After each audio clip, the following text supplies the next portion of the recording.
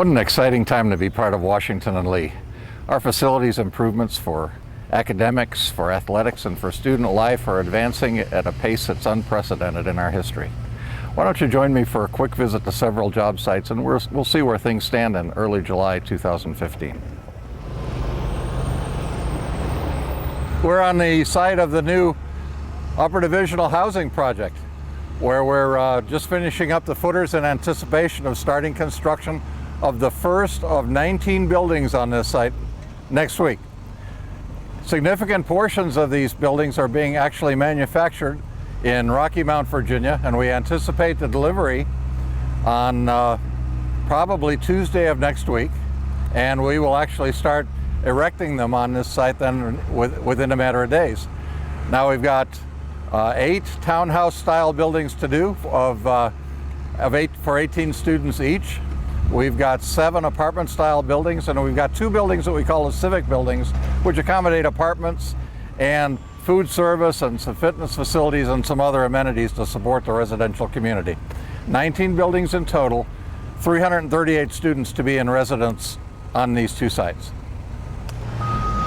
Over my left shoulder, you will see one of several underground stormwater management facilities being constructed in connection with this development. The notion is that we collect a substantial amount of the stormwater that falls on site and release it into Woods Creek at a very controlled rate so as to minimize erosion from that running water. Sorry about all the noise, but we've got a lot of work to do today. And you're looking again over my shoulder into the lower of the 2 fields that we're developing for these housing units. So right now, our effort is on the upper site, but you can see that the lower site's been cleared and most of the utilities are in place. So we can move down there very promptly after we get a good start up here. I'm standing right across the street from the Liberty Hall ruins, and behind me you see what we formerly referred to as the Liberty Hall Fields. Now, a lot of folks have asked about taking 2 previous athletic surfaces and dedicating them for the housing project.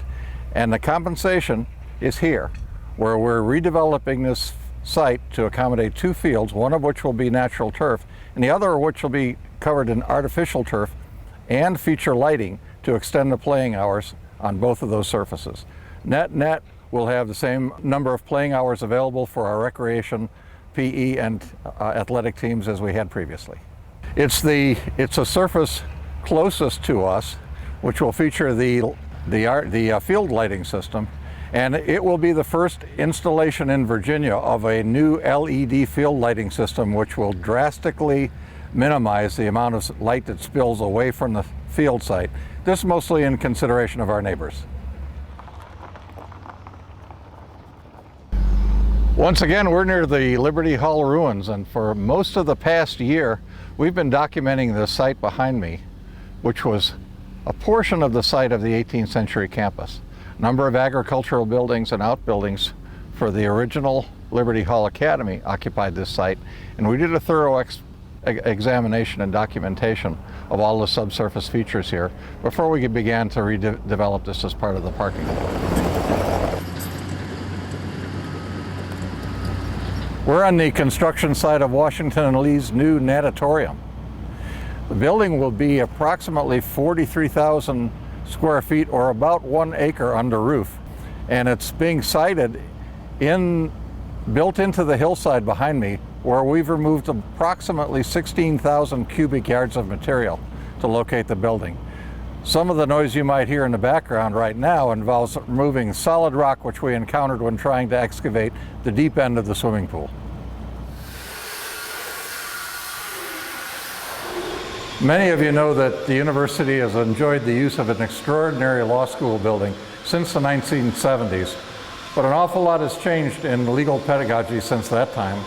And this summer we're reconfiguring approximately 41,000 square feet of building space to update it for the latest in legal education: group study, electronic information access, and better teaching spaces.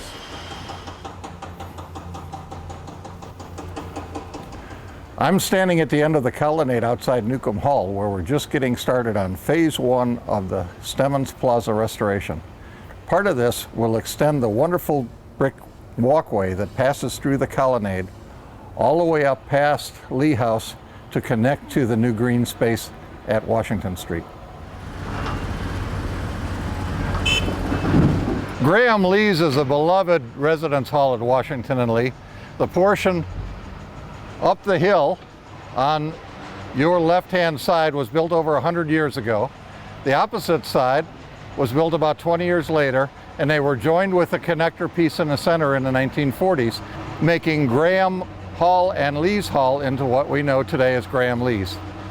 We're finishing a 2-year renovation of all the residential space for the first-year students. Gaines Hall, nearby, was finished about a year ago, and this summer we'll finish the comprehensive redo of Graham Lee's, including air conditioning and elevators. Somewhat scandalous to the folks who've lived there in the past. Well, I should tell you first of all that you're enjoying a view of Graham Lee's that's never existed before. 1 week ago, the area behind me was occupied by 2 frame houses and Gillum Hall.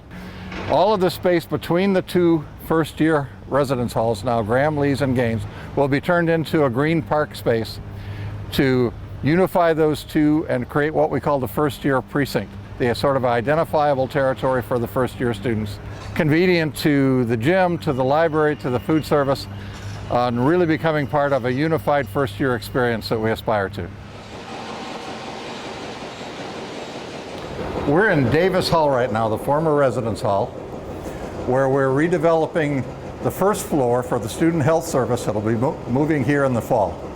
A few rooms on the floor above us are being held for student overflow, and later this year we'll be renovating the upper floors for occupancy by the ITS department when they have to leave Tucker Hall in mid-2016 so that we can begin that significant colonnade restoration in that building. The Center for Global Learning will open in winter term of 2016 with about 34,000 square feet, accommodating the various international aspects of the Washington and Lee curriculum. The section you see behind me is new construction appended to a portion of DuPont Hall, which was retained on the edge of the Stummins Plaza. The steel frame for the center was just completed in the last few days, and we're standing in the building atrium. This will accommodate a lot of different programs, everything from socializing to study to performance to teaching. And adjacent to this space will be a number of interesting support features, including the campus tea room. The front portion of Old DuPont Hall was retained for the Center for Global Learning, with its iconic presence at the end of Stummins Plaza. It'll accommodate the classrooms and many of the teaching elements of the center. The building was really due for a complete refit. It hadn't been significantly revisited since the 1950s, so full handicapped accessibility, air conditioning, elevators were all part of the new plan, along with a number of really high-tech spaces, including labs and classrooms, intended to fully take advantage of all of the global features of the new building.